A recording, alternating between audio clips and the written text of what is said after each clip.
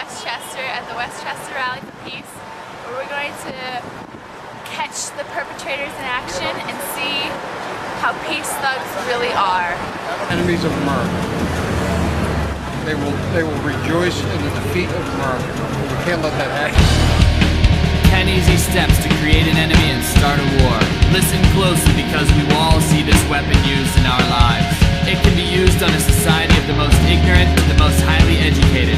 We need to see these tactics as a weapon against humanity and not as truth. This is how to create I know people are over there too, and I'm scared for them, right? I want them to come back safely, but I understand the fact that, like, you don't want your family members to die for nothing. Like, you want it to be for a good reason. For you.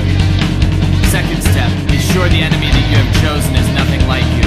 Find obvious differences like race, language, religion, dietary habits, fashion. Emphasize that their soldiers are not doing a job. They are heartless murderers who enjoy killing. What do you think of peace activists? Well, I think they're a bunch of cowards, really. With all disseminated information.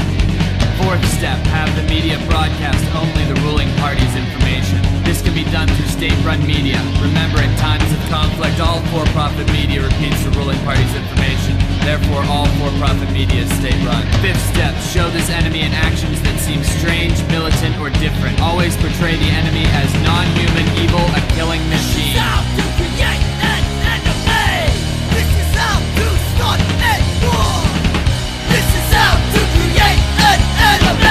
Sixth step, eliminate opposition to the ruling party.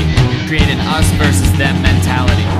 He's just running rampage with no checks or balances. So it's a small thing for me to be here, but it's an important thing for all of us to do what we can for peace. Symbols and rhetoric to define all actions. This can be achieved with slogans such as freedom-loving people versus those who hate freedom. This can also be achieved with the use of flags. Eighth step, align all actions with the dominant deity. It is very effective to use terms like, it is God's will or God bless our nation. Ninth step, design propaganda to show that your soldiers have feelings, hopes, families, and loved ones. Make it clear that your soldiers are doing a duty. They do not want or like to kill. I live with myself if I didn't protest stupid and colossally expensive wars. But we're not, these protesters are not doing this for themselves in any narrow sense. We're interested in the welfare, not just of the country, but of humanity. We're interested in, it's not just American lives that I don't want to see lost. I don't want to see Iraqi lives lost, and there have been hundreds of thousands of those. We are not ammunition. We are not killers. We will not be tools.